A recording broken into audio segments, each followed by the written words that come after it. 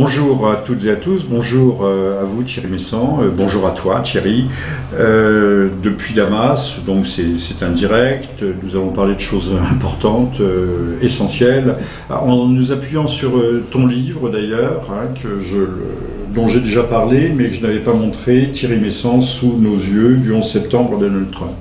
Nous ne sommes pas à 10 ans, ni même à 15 ans du 11 septembre, mais c'est vrai que nous connaissons actuellement un bouleversement mondial qui est peut-être équivalent et que l'étymologie de tous ces bouleversements actuels provient peut-être du 11 septembre. Moi-même, j'ai publié récemment un livre sur le terrorisme global qui s'intitule « Les stratèges de la terreur globale » et qui reprend pour point de départ le 11 septembre, puisque, encore une fois, le monde non seulement a basculé ce jour-là, mais il a changé. Alors, Thierry, de quoi commence-t-on par parler autour de votre livre, et nous référons à votre livre, hein, je le remontre à l'écran. Peut-être pourrait-on parler de ce nouveau pacte du Quincy. Alors on peut dire en deux mots de quoi il s'agit, vous allez nous le dire. Ce nouveau pacte du Quincy qui se serait conclu lors du sommet arabo-américain de Riyad pour régler, enfin pas pour régler, mais pour réaménager la crise au Proche-Orient. Depuis l'élection de Donald Trump, celui-ci essaye de mettre fin à l'usage du terrorisme par les États-Unis, par son propre pays, et surtout par le Royaume-Uni, qui est le grand ordonnateur du terrorisme islamique depuis les années 50, en fait. Donc, cette volonté l'a amené à reconsidérer l'ensemble des relations internationales, des alliances dont les États-Unis disposent. Les réseaux terroristes actuels, que ce soit Al-Qaïda ou Daesh, sont tous les excroissants d'une seule matrice, les frères musulmans. Tous les chefs d'Al-Qaïda, y compris Oussama Ben Laden ou aujourd'hui Ayman al-Zawahiri, tous les chefs de Daesh sont des membres ou d'anciens membres des frères musulmans. Or, les frères musulmans, c'est une organisation prétendument religieuse, mais en réalité exclusivement militaire et politique, pas du tout religieuse, qui dépend des secrets britanniques, et que les Britanniques ont utilisé, d'abord seuls, puis avec les États-Unis et avec Israël, pour déstabiliser différents États ou livrer des guerres. Alors, l'Arabie saoudite a financé les frères musulmans depuis les années 60, et aujourd'hui, le budget que l'Arabie saoudite consacre au terrorisme international, ce budget qui passe par la Ligue islamique mondiale, ce budget est plus important que celui du ministère de la Défense saoudien. C'est normal, hein, puisqu'on a affaire à de vrais armeurs. Donc Donald Trump a décidé de convaincre ses alliés saoudiens d'arrêter avec ces organisations terroristes, donc de se priver de leur principale armée. Et en échange, il a renoué le pacte de Quincy qui avait été passé entre Franklin Roosevelt et le fondateur de l'Arabie saoudite, et un pacte qui avait été relancé par George Bush Jr. Mais ce qui est important, c'est qu'il a fait ça à Riyad en présence de pratiquement des États arabo-musulmans pour les faire rentrer dans cette nouvelle ère. Tous les États sunnites. Alors Thierry, je me permets non pas de vous interrompre, mais sur ce point où vous êtes en train de bousculer, de jouer au jeu de quilles avec des idées reçues. Vous êtes en train de nous dire que le véritable promoteur du terrorisme, à travers notamment les frères musulmans et l'Arabie saoudite, qui accueille les frères musulmans en 1951, lorsqu'ils sont pourchassés par Gamal Abdel Nasser, que ceux qui ont véritablement la main, ce sont les Anglais et non pas les Américains, et qu'aujourd'hui les Américains voudraient rompre avec ce cercle absolument vicieux, non vertueux, et changer de stratégie littéralement en privant les Anglais de leur bras armés, de leurs mercenaires djihadistes, si je ne me trompe. Oui. Alors donc, mais tout ça, n'est-ce pas un peu, tout ça semble un peu extraordinaire puisque ce n'est pas la lecture qui en est faite habituellement. Oui. Mais alors, il n'y a pas cette lecture parce que pour le moment, en dehors du livre que je viens de publier, il n'y avait aucune histoire écrite des frères musulmans depuis leur création. Je dis depuis leur création, c'est-à-dire, selon le dont on regarde, soit en 1928 avec Hassan el-Banna en Égypte, soit en 1951 quand ça a été entièrement recréé et réorganisé par les Britanniques, mais il n'y a pas d'histoire de cette confrérie depuis cette période. On en parle au coup par coup, un jour pour un assassinat politique, le lendemain parce qu'il y a une guerre en Afghanistan ou parce que il y a une guerre en Yougoslavie, mais personne n'a écrit l'histoire des frères musulmans, ce que j'ai fait dans ce livre, entre autres. En tout cas, ce sont les frères musulmans qui ont failli prendre le pouvoir sur le pourtour méditerranéen. Ils sont toujours en embuscade en Tunisie. Ils ont occupé le gouvernement, les manettes. Ils ont tenu les manettes en Égypte pendant 1 an. Et au fond, l'AKP de M. Erdogan, c'est un faux-nez ou un cache-sec, si je puis dire, si je puis me permettre, des frères musulmans. Cette confrérie, elle a été utilisée tout au long de la guerre froide jusqu'à aujourd'hui, et à chaque étape de la politique internationale, cette confrérie s'est transformée. Actuellement, la Turquie a la mainmise politique sur ce système. C'est la Turquie qui organise les communiqués de presse, les prises de pouvoir, etc. Mais auparavant, ce rôle était tenu par un prince saoudien, le prince Bandar bin Sultan. Maintenant, bon, il est éliminé, alors c'est M. Erdogan qui a pris la succession. Mais alors, où va conduire cette stratégie américaine? On évince les frères musulmans, qui sont une organisation à la fois politique, militaire, mais également eschatologique, puisqu'elle s'inspire du wahhabisme, qui est l'idéologie officielle de l'Arabie Saoudite. Mais tout cela doit conduire, où cela doit-il conduire? Une fois qu'on a mis de côté les frères musulmans, que se passe-t-il? Daesh occupera toujours le terrain en Syrie. Voilà, quel est le but de la manœuvre, en quelque sorte? Deux choses. D'abord, tout à l'heure, j'ai dit que c'était Donald Trump qui essayait de rompre avec les frères musulmans. Mais il est bien clair que l'administration du président Trump, dont les hauts fonctionnaires ont voté à 98% pour Hillary Clinton, cette administration tente de saboter la politique de son propre président. Et il y a des parties de l'administration qui continuent à œuvrer auprès des frères musulmans. Alors c'est une politique malgré tout, c'est une stratégie quasiment machiavélienne. On voit mal Trump ayant élaboré, conçu ce grand renouvellement stratégique géopolitique pour le Proche-Orient. Qui pilote, qui l'a inspiré, qui lui a inspiré cette politique? Donald Trump est la personne qui, le jour même du 11 septembre 2001, est intervenu sur la 9e chaîne de télévision de New York pour dire que cette histoire ne tenait pas debout, l'histoire du 11 septembre. C'est vrai. Donc c'est quelqu'un qui se prépare depuis de longues années à la prise du pouvoir. Il est entouré, quoi que raconte la presse internationale, il est entouré par des gens qui ont une réflexion sur la manière dont les États-Unis ont défendu leur empire au cours des 15 dernières années.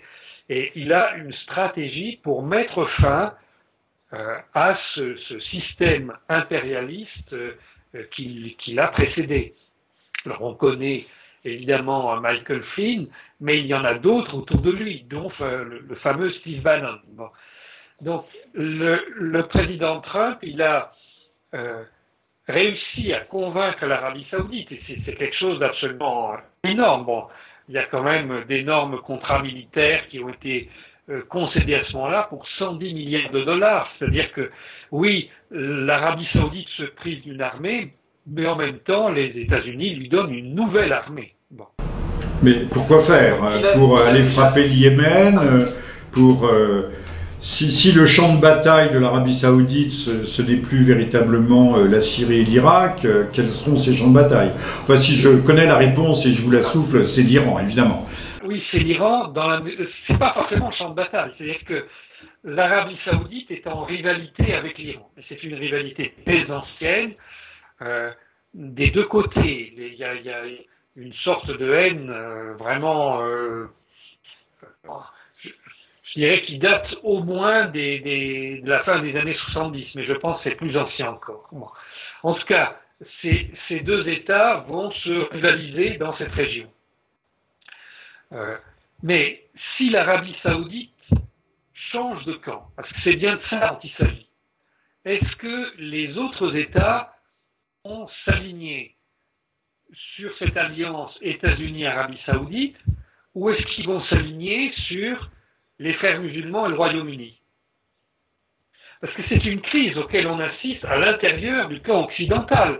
Il y a une rupture très importante entre le Royaume-Uni et les États-Unis actuellement. À l'appui de votre propos, je rappellerai que le père du responsable de l'attentat de Manchester est un agent, mais un officier, et pas tout à fait de subalterne, des services spéciaux MI6, qu'il a été envoyé, qu'il faisait partie de la garde prétorienne de Kadhafi, mais qu'il a été envoyé du côté des djihadistes pour renverser Kadhafi, et que c'est un homme dont on a utilisé les services. Donc derrière l'attentat de Manchester se trouvent effectivement les services britanniques. Il avait été retourné par le MI6 pour commettre un attentat contre Kadhafi.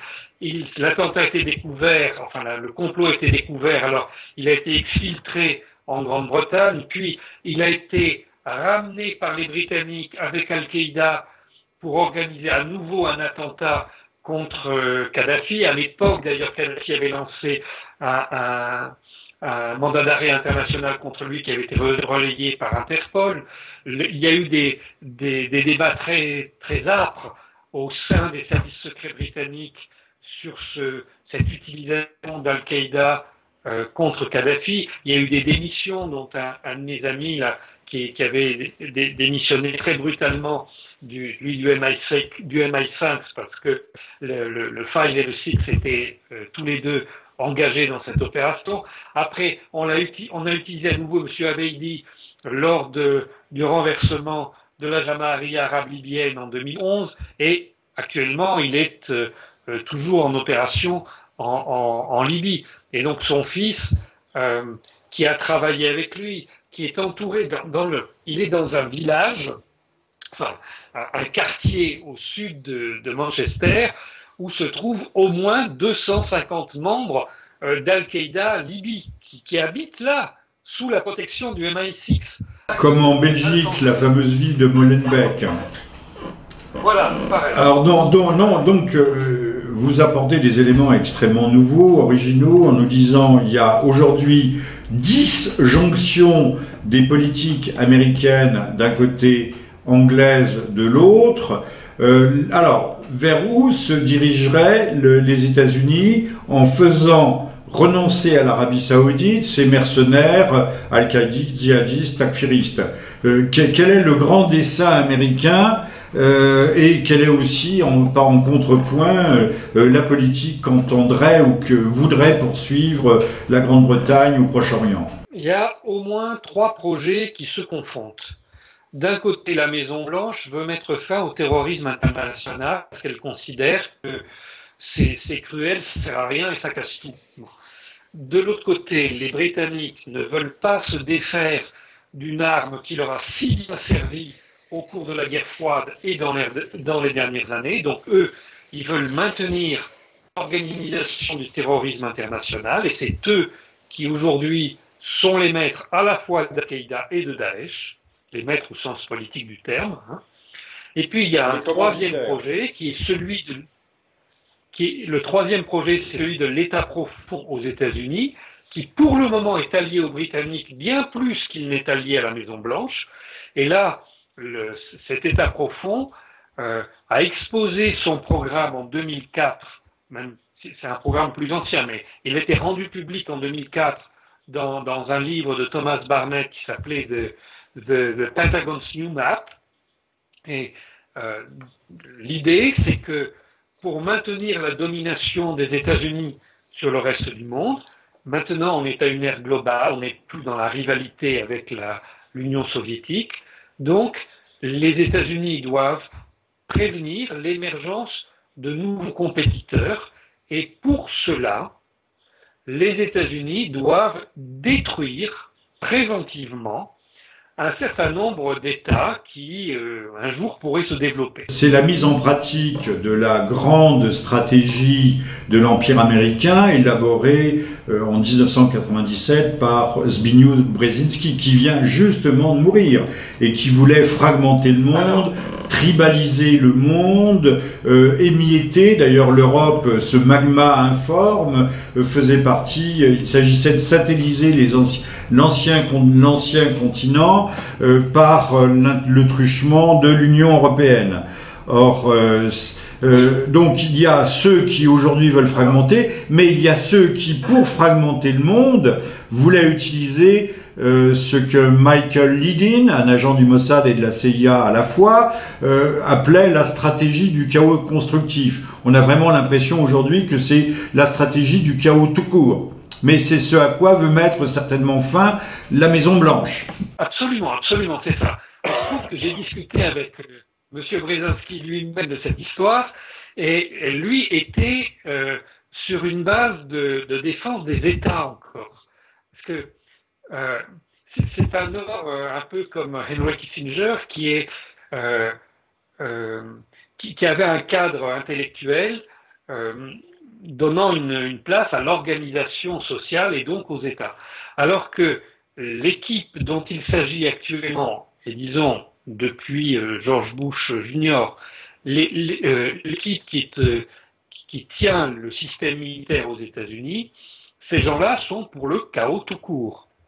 Ils ont donc publié une carte en 2004 où le monde est divisé en deux zones, les zones stables et les zones que l'on va détruire. Alors, moi, quand j'ai lu ce texte, d'ailleurs j'ai dû le lire, il avait déjà 1 ou 2 ans quand je l'ai lu, quand j'ai lu ce texte, je n'y ai pas cru, ça me paraissait complètement délirant, enfin on ne détruisait pas des pays pour le plaisir, je pensais qu'on détruisait des États quand on venait voler des choses sur place, mais pas du tout, et c'est longuement expliqué dans ce livre, hein.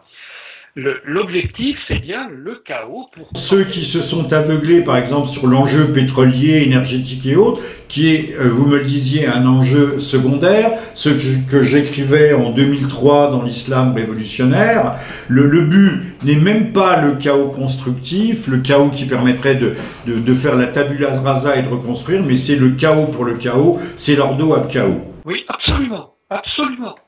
Donc ça, effectivement... D'ailleurs, je pense que le livre sur l'islam révolutionnaire, même s'il y a des choses qui vont paraître un peu bizarres sur la conception de l'islam, mais sur l'analyse de la stratégie des États-Unis, je pense que c'est la première fois que j'avais lu ça, en fait. Et cette stratégie, elle a été élaborée en plusieurs étapes par l'équipe de Bernard Lewis. Bon, on peut retracer la genèse de toute cette histoire, mais ça paraissait un délire, et ce que nous voyons ici au Proche-Orient depuis 2011 n'a pas d'autre explication.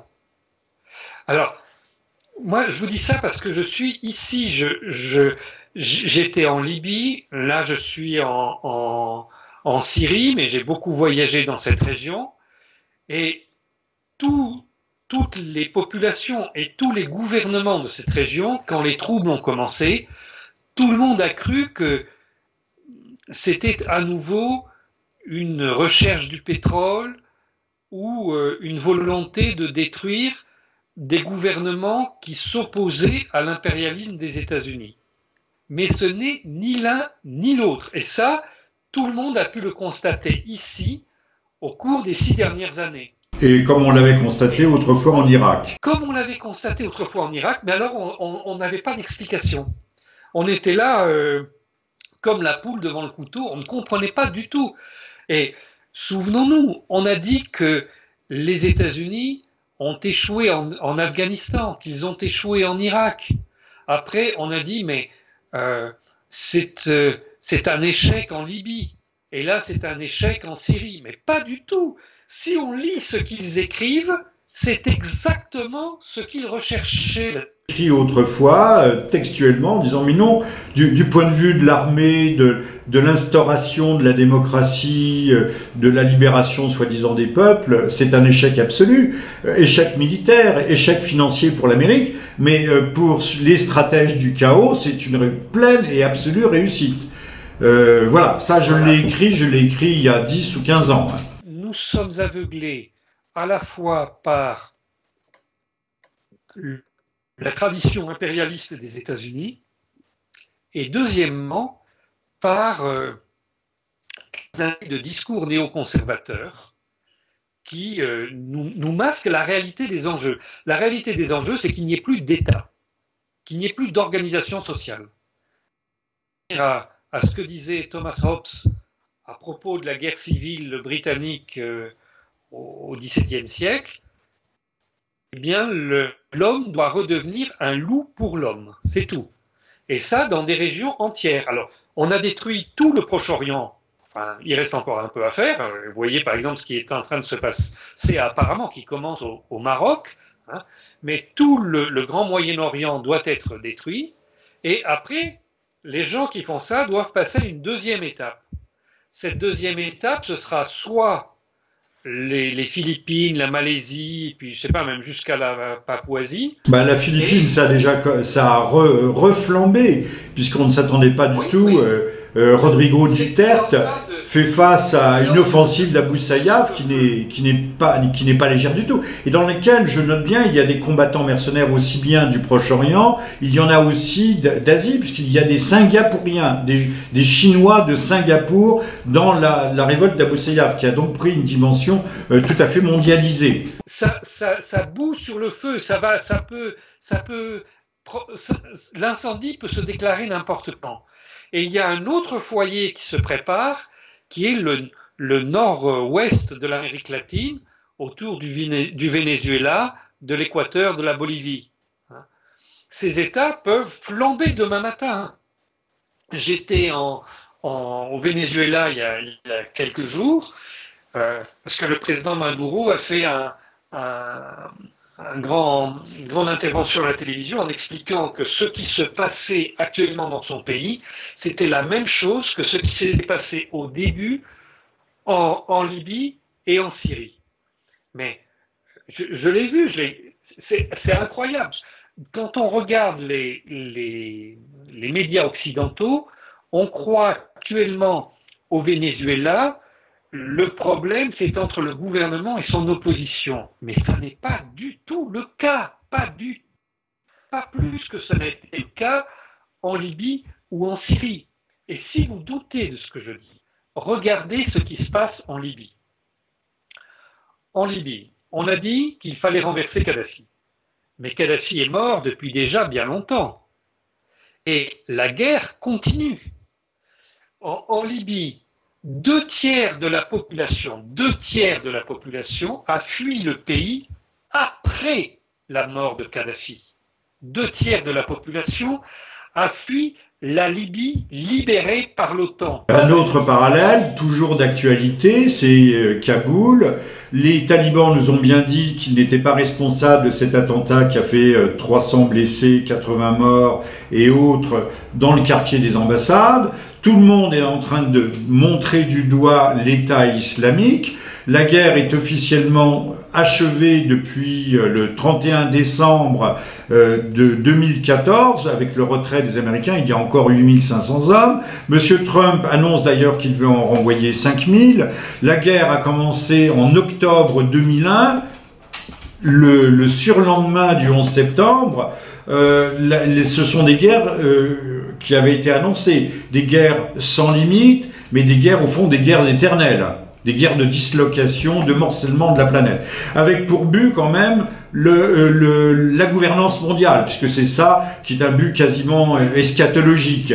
Hein, il faut établir la paix sur Terre, réaliser l'entente entre les hommes, mais pour cela on commence par détruire les nations et par éreinter tout le monde. Je vous redonne la parole en disant qu'au fond, si j'ai bien compris, si je vous ai bien compris, Thierry, Monsieur Trump voit qu'il y a une énorme bouilloire sur le feu, Daesh, les takfiristes et autres, et qu'il s'est entendu avec les Saoudiens pour dire halte au feu et d'essayer de retirer la bouilloire de la fournaise. Absolument, absolument. Mais il faut voir que tout ça, ça va avoir beaucoup de conséquences. D'abord dans cette région ici, puisque chacun doit choisir son camp, hein, s'il est du côté du terrorisme ou contre le terrorisme, c'est-à-dire s'il est du côté du Royaume-Uni ou du côté de la Maison-Blanche. Les États régionaux vont se repositionner. Clairement, actuellement, le Qatar, la Turquie et l'Iran, tout au moins, et le président Rouhani sont en train de jouer la carte du terrorisme. C'est un renversement. Tout ce qu'on a dit jusqu'à présent va s'avérer faux dans les prochaines semaines. Au contraire, il y a d'autres États. Vous avez dit que l'Iran joue actuellement la carte du terrorisme. Vous l'avez bien dit. Bien sûr, ça. Je dis que l'Iran, aujourd'hui, l'Iran se bat contre le terrorisme en Syrie. Mais je dis que peut-être la semaine prochaine, l'Iran va changer de camp et soutenir le terrorisme, parce que actuellement, le président Rouhani est en discussion directe avec les frères musulmans. Bien sûr, bon, on va voir l'Iran se scinder. Il y a toujours eu deux pouvoirs entre la présidence et les gardiens de la révolution. Les gardiens de la révolution sont les héritiers de la révolution anti-impérialiste de l'imam Khomeini. Les gardiens de la révolution vont continuer à lutter contre le terrorisme. Mais le gouvernement civil du président Rouhani va, lui, au contraire, soutenir les terroristes. Donc, certainement, on va assister à un reflux militaire des Iraniens, parce que le gouvernement va demander aux gardiens de la révolution de se retirer, et le gouvernement va utiliser son argent au profit des frères musulmans. Ce qui semble extraordinaire, ce qui semble hallucinant, hein. Enfin incompréhensible pour un esprit rationnel, mais pas pour un esprit machiavélien. Bon, tout à l'heure, vous rappeliez que Islam révolutionnaire, vous avez écrit que Michael Lydon était à la fois un agent du MI6, du Mossad et de la CIA, et que c'est Michael Ier qui a publiquement évoqué la théorie du chaos. Or, Michael Lydon, c'était un des deux agents traitants de Hassan Rouhani pendant la contrat. Il y a une très grande logique à tout ça qui traverse les 30 dernières années, mais que personne n'a vu au fur et à mesure. Et d'ailleurs, on ne pouvait pas le voir, parce que il y a eu un certain nombre de revirements dans le sens, et il est prévisible que la stratégie que les partisans du chaos ont commencé à imaginer dans les années 80, il n'était pas prévisible que cette stratégie aboutirait, ou disons deviendrait prévalente, comme on peut le voir aujourd'hui en 2017. Une incidente à propos de Michael Lydon. Rappelons qu'il s'est fait connaître, il était attaché d'ambassade en Italie au moment des années de plomb, et que son nom avait été prononcé au moment de du fameux attentat de la gare de Bologne qui avait fait plus de 80 morts, dans le contexte de ce qu'on appelait la stratégie de l'attention. Cette stratégie de l'attention qu'on va retrouver aussi bien dans les dans les printemps arabes, et vous avez signalé, et j'insiste là-dessus, que la situation prend mauvaise tournure actuellement au Maroc, peut-être demain en Algérie, mais qu'également se prépare peut-être des événements du même type en Amérique latine. Donc les révolutions orangées sont, on ne parlera pas de l'échéance présidentielle de 2018 en Russie, mais les révolutions orangées ou les révolutions cachées sont devenues une arme absolument fatale et une arme massive dans la géopolitique mondiale. Absolument, absolument. Mais la réorganisation du monde, elle va aussi atteindre l'Europe. Hein. Actuellement, les Allemands sont en train de voir de quel côté ils vont pencher, mais le dernier discours de Madame Merkel disant qu'elle ne pouvait plus compter sur les États-Unis laisse à penser qu'elle a déjà estimé que du côté du terrorisme, il y a des alliés plus importants pour elle que du côté de la Maison Blanche. Parce que d'abord la Turquie, c'est un allié historique de l'Allemagne, l'Iran également, et d'autre part, les frères musulmans sont installés depuis la guerre froide en Allemagne. Vous avez à Aachen, il y a le centre mondial des frères musulmans syriens. Il est installé en Allemagne, par exemple. Hein. Les Européens, dont Mme Merkel en tête et M. Macron, misent déjà plus ou moins sur l'éviction de Donald Trump, donc la procédure d'impeachment qui est toujours suspendue au-dessus de sa tête comme une épée de Damoclès. Apparemment. Absolument, absolument, absolument. Donc, les forces qui se battent aujourd'hui sont nouvelles pour nous, puisque des gens qui sont des alliés depuis de longues années vont s'entre-déchirer, et au contraire, des gens qui sont des ennemis vont devenir des alliés. Alors, je ne dis pas que ça va avoir lieu demain matin, mais actuellement, moi je peux témoigner, je constate les contacts qui sont noués et les alliances qui sont en cours d'élaboration.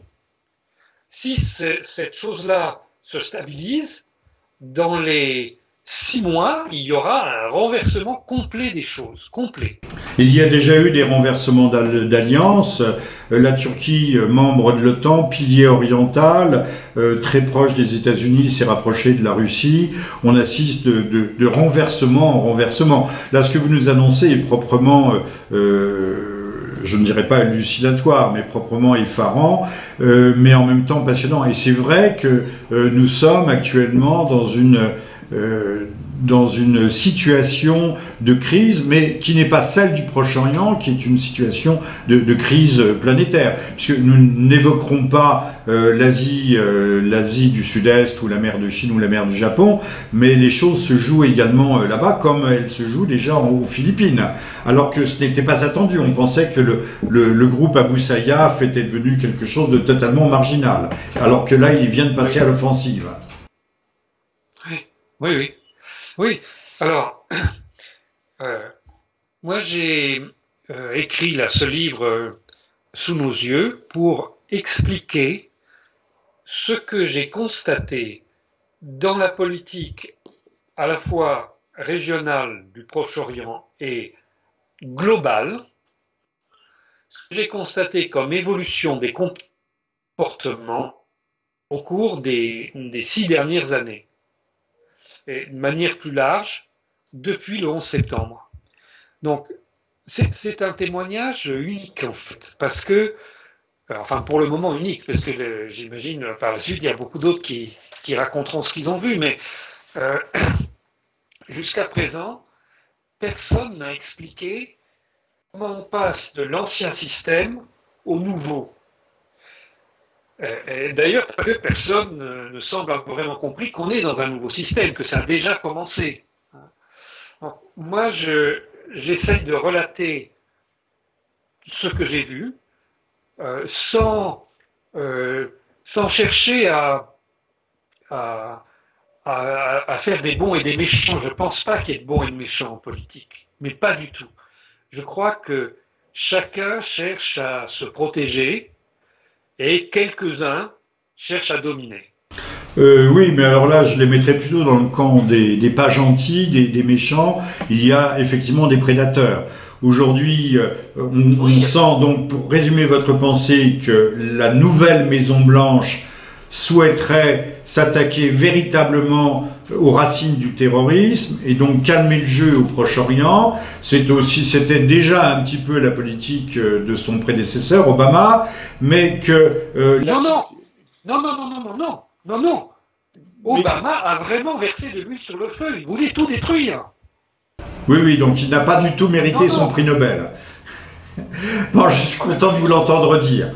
Et donc qu'aujourd'hui, le camp des super prédateurs qui sont nichés au cœur de la cité de Londres veulent reprendre la main, voyant bien d'ailleurs que les États-Unis prennent leur distance et donc ils ne vont pas construire une Europe souveraine, indépendante et puissante, mais ils veulent poursuivre cette stratégie qui doit mener in fine à la gouvernance mondiale. Alors Thierry, malheureusement, le temps qui nous est imparti est échu, mais vous avez tout le temps que vous souhaitez pour conclure ou ne pas conclure. Je pense que en France, l'ensemble des Français sont en retard sur les événements.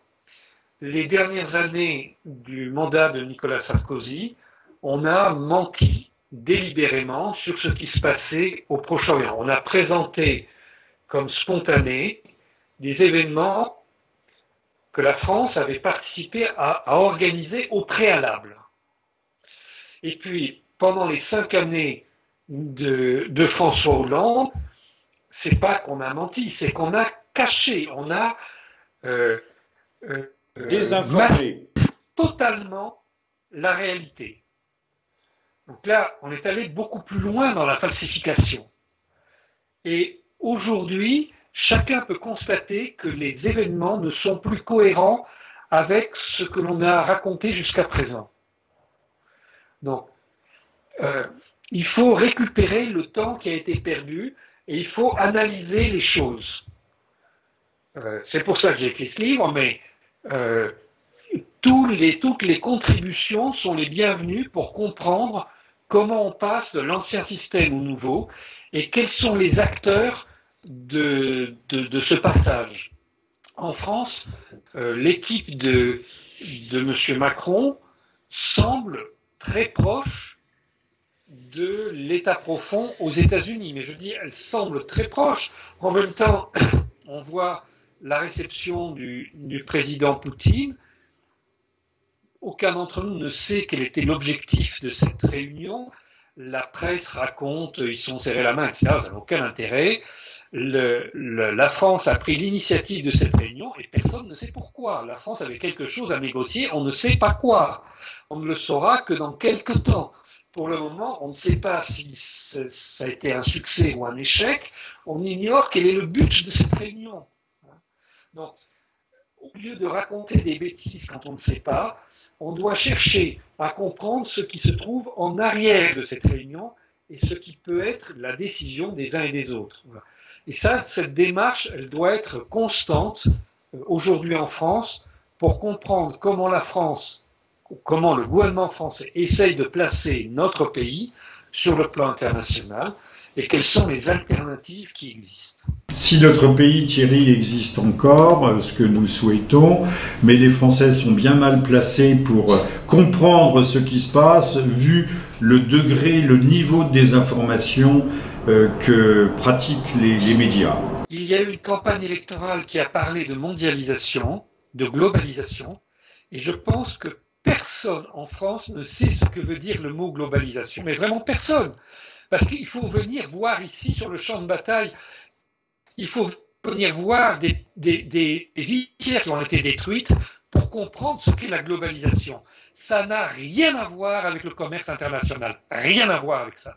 Thierry, merci infiniment. Nous nous donnons rendez-vous tout bientôt pour reprendre ce dialogue et suivre pas à pas les grandes mutations géopolitiques du Proche-Orient, si tant est que l'équipe Bush, que l'équipe Trump puisse les conduire à bon port.